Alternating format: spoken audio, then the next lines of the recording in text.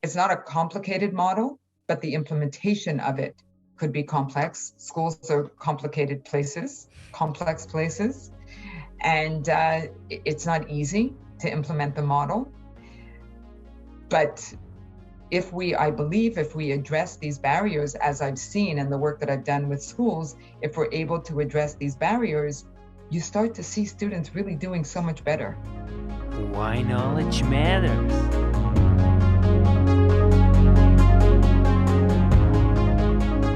Dr. Karen Gazith, welcome back to the show. Thank you. It's wonderful. It's nice to be back. Wonderful, Karen. And this time you talk about response to intervention, or shortly put, RTI. What is it? So RTI, as you said, stands for response to intervention. It is a model, it's a multi-tiered model or system of effective instruction and supports for students at different levels based on the supports required. And there's a whole system in place to identify which of the students are reaching benchmarks and which of the students need additional support because they're at risk in terms of attaining those benchmarks, or some students, unfortunately, are significantly at risk. I'm sure we'll talk more about it, but most important to this model of response to intervention is what we call Tier 1. There are 3 tiers. Tier 1 is basically what should transpire or take place in the classroom, because the ultimate goal is that the vast majority of students will thrive, will achieve benchmarks from their in-class instruction, from everything that takes place in the classroom.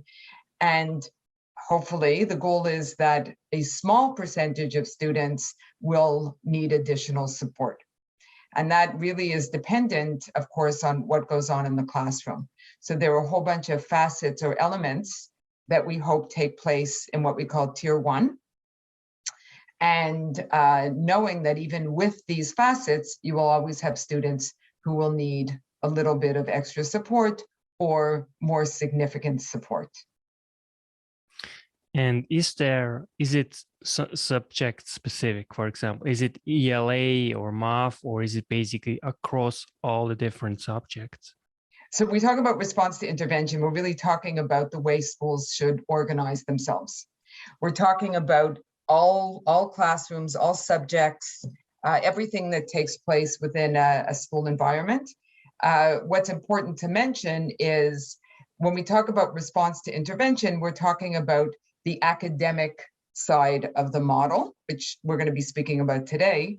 There's also a behavioral component to the model, which is called PBIS, or Positive Behavior Intervention and Supports. So when you look at both response to intervention and positive behavior intervention and supports, that entire model is typically referred to as a multi-tiered system of supports.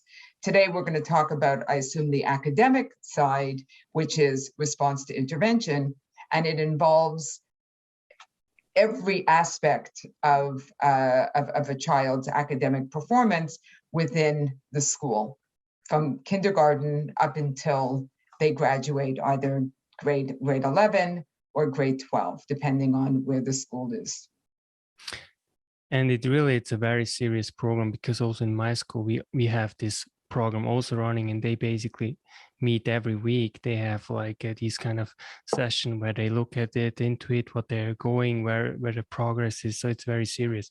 So in That's your wonderful. article on your website, and we will actually show it shortly, you identify 5 misconceptions of RTI. Now, the first one, you say that it is not a program. Right.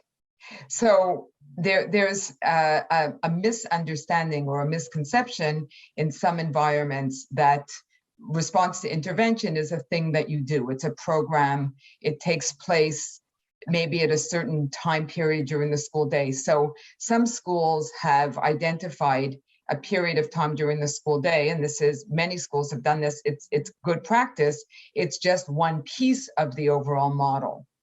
But response to intervention it's not a program. There are many programs that you can bring into the school to make sure that response to intervention is a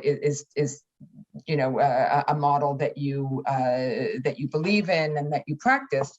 But response to intervention in itself is not a program. It's not a program that you put in place for a half hour, an hour during the school day.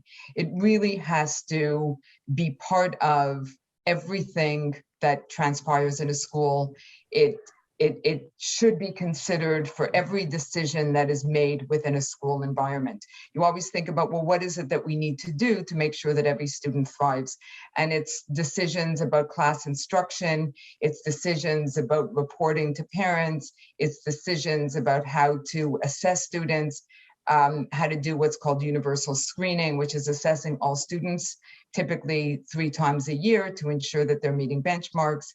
It's how we progress monitor, it's how teachers teach, it's how teachers collaborate with one another to support students. So it really involves every aspect, and all decisions that take place should really be made based on this belief about response to intervention. Your second misconception that you identified is basically screening data collection, and then also how to actually implement it, for the classroom teacher. Yeah. So in the blog that I write, I speak about this bottleneck. We'll call it the bottleneck. So the bottleneck that exists is there are many different elements to response to intervention, and we'll talk about the elements in tier 1. So tier 1 is what should take place within the context of the classroom, and we want to make sure, first, most important, that there's effective evidence-based teaching taking place, so that there's a lot of professional development in the school and a lot of talk and discussion and collaboration about good teaching practices. In addition to that, there's universal screening. So the universal screening, as I said, is the screening 3 times a year to ensure that students are reaching benchmarks. The earlier we identify, the easier it will be to provide supports to students initially in the classroom, and if necessary, we provide additional supports. Then for those students who are not at benchmark, we do what's called progress monitoring. So that means we intervene in the classroom at first. We provide good in-class interventions. We identify what their weak areas are, and there are different models that schools can apply using different kinds of anchor activities, lots of different strategies, but that, ways in which we provide intervention for students who are not at benchmark. And then, of course, we progress monitor to see if those interventions are in fact working.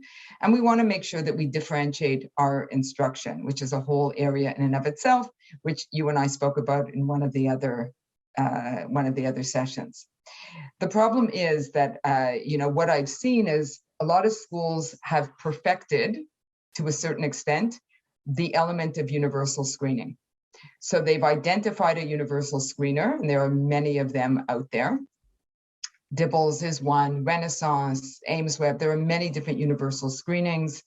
And the schools, I think many schools that have started their path towards integrating response to intervention as a model in their school have started with universal screening. So they assess all students, and they identify which of the students in the classroom are at benchmark, which of the students are slightly at risk or very much at risk. So typically, although it's best when the classroom teacher does the universal screening, at times it's the resource team that goes into the class and does universal screening.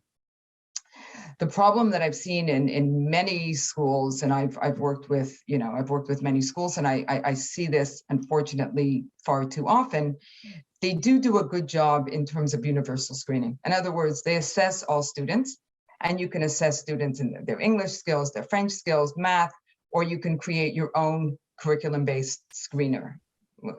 That's a whole session of, separate to what we're going to talk about today. But unfortunately, what happens is there is a portal or some place where the universal screening scores sit on, some portal that exists in a school. But the bottleneck exists between the scores, the universal screening scores, and the classroom teachers' knowledge of where the scores are, where they sit, where they are, where's the portal, and the use of those universal screening scores.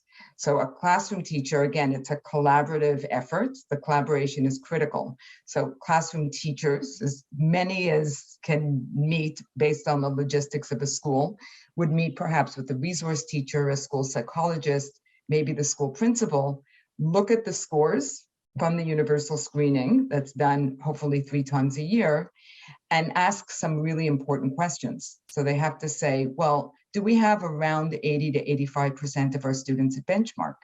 If not, what are the areas that are particularly weak for a large number of students? And therefore, what alterations, modifications do I need to make in my teaching practices to really focus in on those skills where you see a large number of students having weakness? For example, it could be in their, it could be phonemic awareness, fluency, comprehension, some area of math. Where do I see large areas of weakness? And then the teacher needs to focus on those particular areas for the vast majority of students. So the first question is, do I have at least 85% of my students at benchmark? And if not, what are those weaker areas? The next question is, well, let me look at individual students and let me see which of the students are slightly at risk.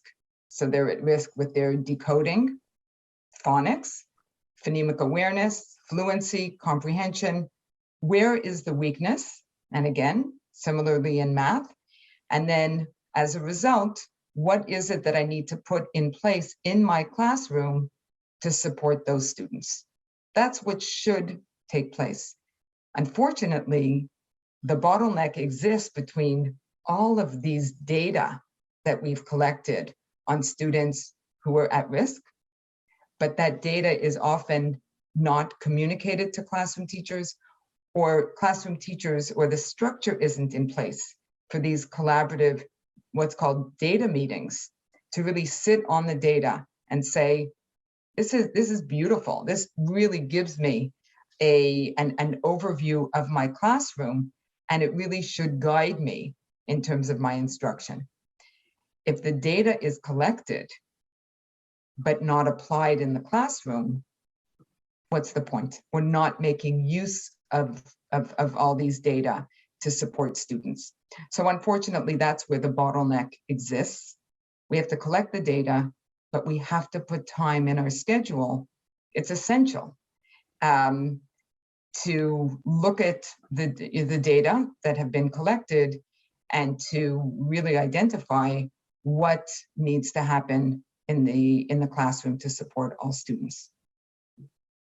Yeah, that's phenomenal, and I think it's always great to have data, but then also ultimately, you have to do something with it, and all this takes, and it's very time consuming too, obviously. Yeah, I just want to add one thing, because you mentioned time consuming, which I was going to mention.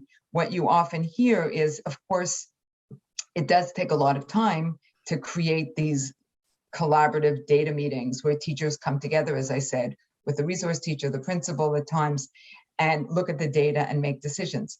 It's time consuming, but not addressing the problems is far, far, far more time consuming. And I think that's, for me, the most important message, right? If we don't do it, it's not as if it won't, it's going to get better on its own. It won't.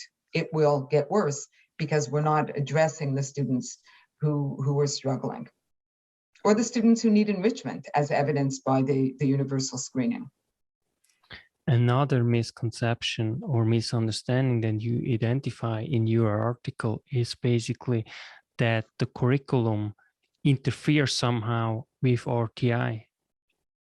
Right. So I think another misunderstanding, perhaps, or another struggle, let's say, the teachers often have with response to intervention is finding the balance between teaching the curriculum. So every province, every state has standards and competencies that students need to master. We know, and especially because of COVID, we know that we have a whole bunch of students who are at risk, below benchmark. And we could say below benchmark, what we're really saying is they're at risk for developing these critical skills. And these skills are essential. You have to learn how to read, right? Reading, numeracy, I mean, these are skills that are essential. So what we're seeing as a result of COVID, which makes sense over the past 2 years, there's an increase in the number of students who are either at risk or very significantly at risk. So there's a struggle between the competencies that need to be mastered by the students and going back and remediating those skills that have not been mastered. And again, it's only gotten worse because of COVID. So this struggle is, I have to teach my curriculum, and it's far more apparent as the students get older, but we see it even in the younger grades. Students should already know how to decode. How do I go back if I'm supposed to be teaching certain competencies for the grade level? That's the struggle that many teachers have. How do I teach the curriculum, but remediate those skills that, you know, where we're seeing these significant gaps? And again, it's very, very difficult. There is no easy solution to it. But again, I would say we can't wish or pray for a student to be at level. We see that they're missing fundamental skills. We're not talking about the extra things that would be nice for students to be able to do.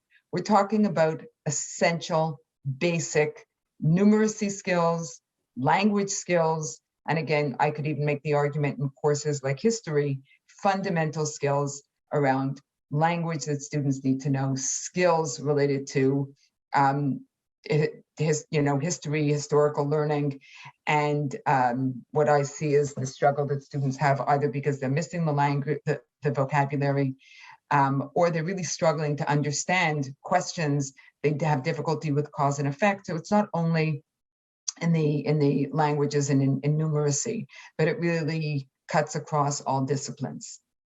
So we struggle because we have this curriculum, but we have students who are fundamentally, or not fundamentally, but significantly below benchmark.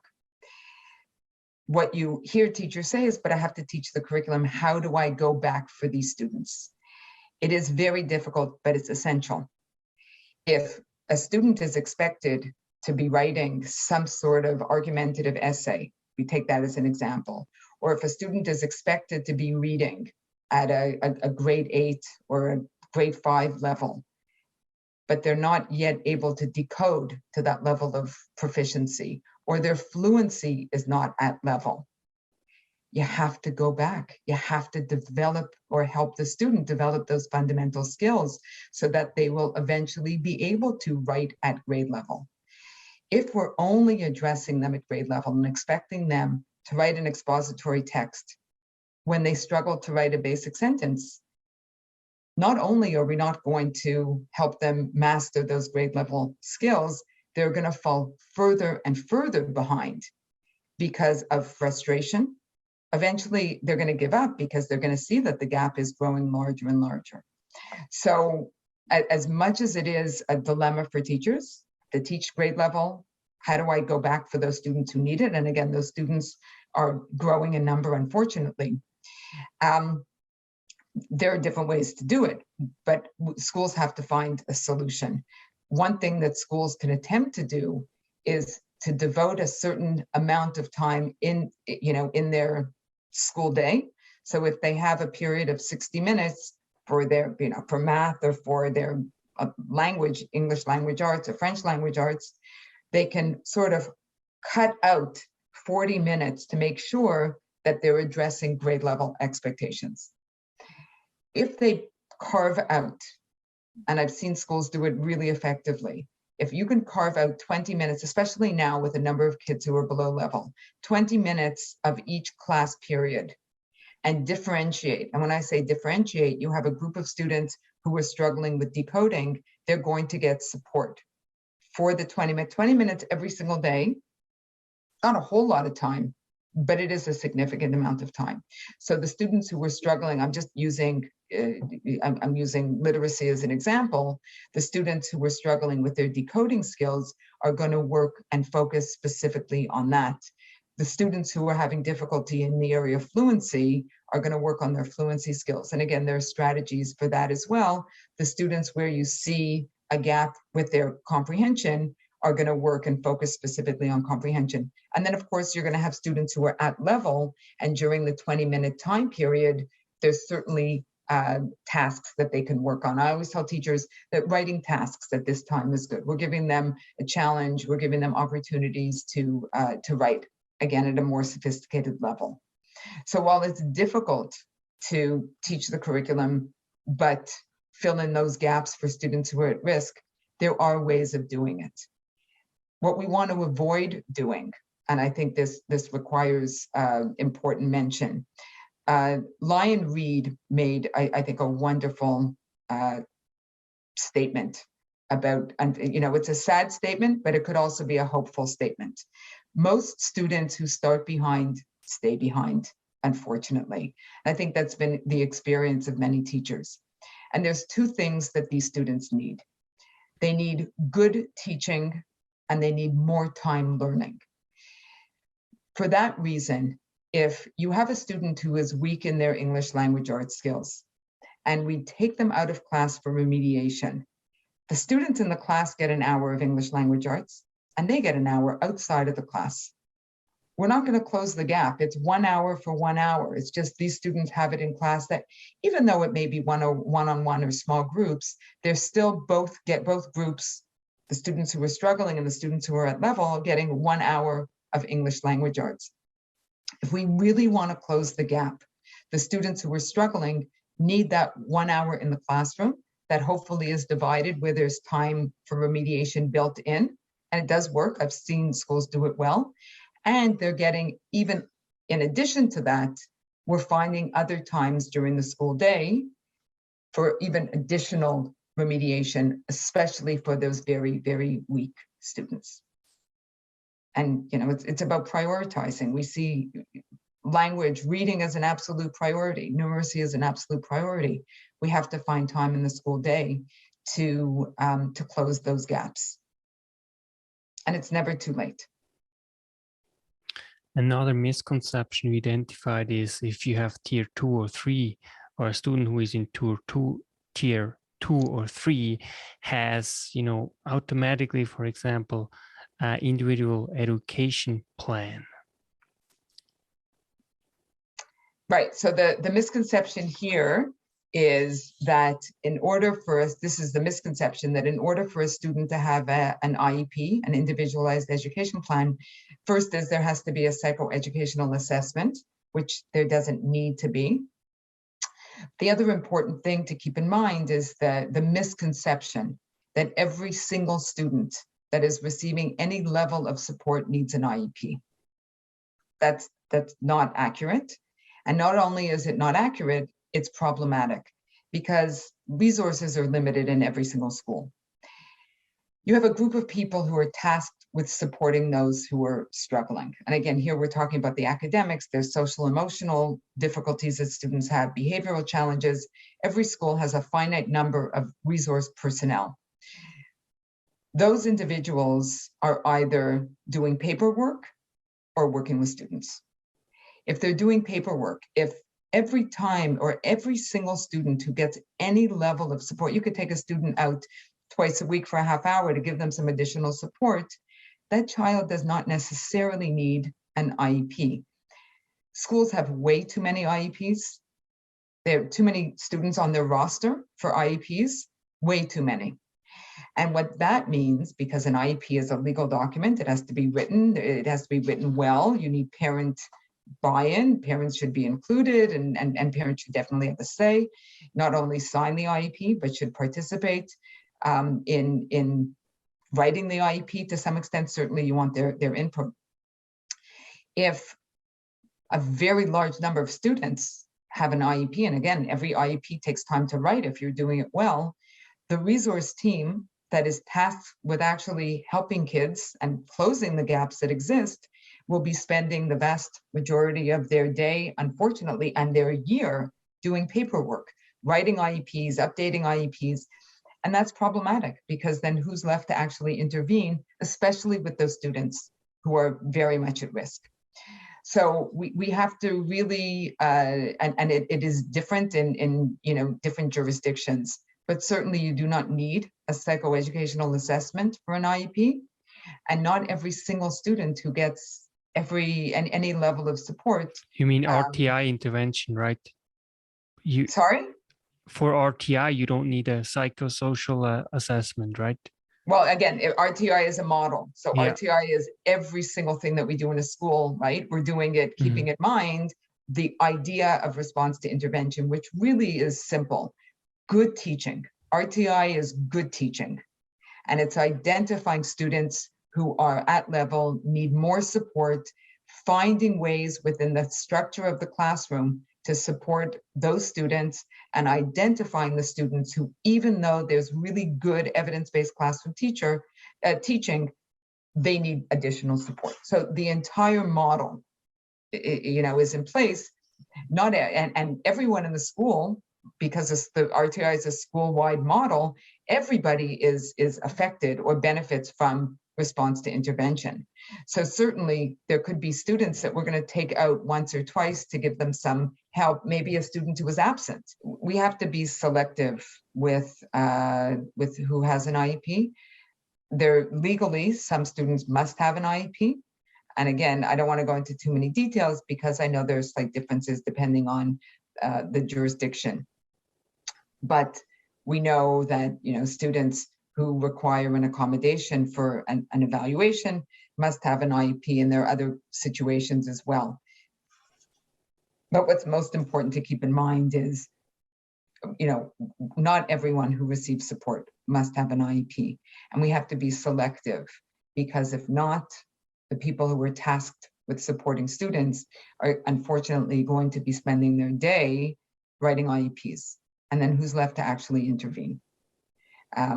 So we can do an assessment and say you have a fever, but who is going to treat the fever? And if we're busy with documentation, unfortunately, we won't have those people charged or tasked with intervening with students able to do so because of all the paperwork. This really relates well to your last point, actually, that you say that if you are in tier 3, basically you have to intervene one-on-one with students, which also obviously takes a lot of stuff. So yeah, the last challenge that I write about response to intervention that I've seen is the difficulty with students who have more significant gaps. And so we say students who are significantly, according to universal screening, significantly below benchmark, whatever the area is, whether it's in language skills, reading skills, numeracy. But we see students who are significantly below grade level according to their universal screening scores. So depending on the grade level, and again, different schools do it differently. Some schools have them remain in the classroom. Again, it depends on how old they are. If a student is in high school, significant gaps, you're not going to wait as long before you remove them to provide that support. What schools struggle with is those students who are in what's called tier 3. So students who are significantly below grade level, and unfortunately, even with solid evidence-based teaching and intervention either in the classroom or, at first in tier 2, which is small groups for shorter periods of time, the gap remains. They remain significantly below. So you're not seeing a closing of the gap. And we're not looking at, the line between their scores and the classroom benchmarks can't be a parallel line. Everyone is going to progress. But what we're looking for is actually closing the gap. So if we're not seeing that is happening and a student remains significantly at risk, let's say in their decoding, in their different literacy skills, then they need what's called tier 3 support. So tier 3 support is typically one-on-one. if possible, 45 minutes to 60 minutes a day. So that's individualized support, and very often. It's really hard to find the time, and schools struggle to find that time to support students. And here what I write in this article is that we have no choice but to find the time. And I know it sounds sort of pie in the sky, but these are students who are already significantly at risk. If we don't close the gap, that gap is going to grow larger and larger. Students who are not reading at grade level are significantly at risk. We know that reading is the gateway to many other subjects, not to mention success once they leave school. And there's all kinds of other challenges that we see for students who struggle to read. So we see, and again, I'm using reading as an example, but you would have the same idea. Sorry, we'll have to cut that up. But we see the same challenge in languages, numeracy, the same concept exists. So these are students who are significantly below level. Again, they're not magically, that gap is not magically going to be closed. It's only going to grow larger. We have no choice but to find the time. Again, it's saying, you started off with a fever of 102. If we don't deal with it, the fever is now 104, 106. It has to be addressed. We have to deal with those students who are significantly below grade level on those areas that we've deemed essential for students to master. We have to find the time. You have to look at the student's schedule. And again, it differs in every school, but is there any area, can they be exempt from any non-essential, non-core class? When in the school day can we provide them with that support? And if it can't be an hour a day, let it be a half hour a day, 45 minutes a day. But I'm just going to add something. There's, we have to think about, there's a concept called distributed practice and mass practice. So, or support. Mass support means we give them a lot of support sort of once a week. So we're going to give them an hour and a half once a week. Distributed practice means we're going to give them support every day of the week. Distributed practice is far more effective than mass practice. Sometimes we say the resource teacher can help you on Mondays for an hour and a half. That's like doing exercise once a week. So once a week, we're going to do exercise every Monday. We're not going to do it for the rest of the week. We know that come Monday, we're going to feel like we're starting from scratch each and every time. And that's one of the reasons why distributed practice is so much more effective. So we really have to build a schedule based on what's best for students and try our best to give them support each and every day. Like I said, 60 minutes, 45 minutes. If we can't do that, even 20 to 30 minutes every single day with individualized support is going to serve to close the gap. So we have no choice. We have to do it. The gap is just going to grow larger if we don't address it. And we have to look at those students who are in tier 3. If we do a good job in tier 1, evidence-based teaching, identifying students early on, providing supports in classrooms, we should only have about 5% of our students who are in tier 3. But we have no choice but to support those students in tier 3. And we have to look at their schedule. We have to identify times throughout the week where they can receive the support that they need. Lastly, why do you think there are so many misconceptions? Like you identified 5, there are certainly more than 5. Right, I mean, there could be more than 5. The reason why I've identified these misconceptions, I've supported schools implementing response to intervention, in a pretty significant way, different places. And I see common misconceptions. I see these primary common misconceptions. And these are pretty big misconceptions. And, student success is too important. And these are real barriers to success with response to intervention, which really means student success. If we don't address these misconceptions, then unfortunately students are not going to be getting the kinds of supports that they need, and we're not going to be addressing the needs of those who are most at risk, and those students who are most vulnerable. They need us desperately, and we've got to figure out how to create this model so that we address these barriers. We have really good teaching. We screen students, evidence-based practice, lots of professional development, helping teachers with what evidence-based practice is, support at the tier 2 level, using evidence-based support at the tier 3 level as needed, and making sure that the individuals tasked with supporting students have the time to do that. It's not a complicated model, but the implementation of it could be complex. Schools are complicated places, complex places, and it's not easy to implement the model. But I believe if we address these barriers, as I've seen in the work that I've done with schools, if we're able to address these barriers, you start to see students really doing so much better. It's not, it's not a conceptual idea. You actually, in practice, start to see students' scores increasing. And that's why I just think it's so critical. It's a complex, I think it's a simple model, but I think it's complex in its implementation. And common misconceptions or challenges that arise when schools try to implement this model. But I think, I think we would all agree that we have no choice really but to identify and effectively support those students who are most vulnerable.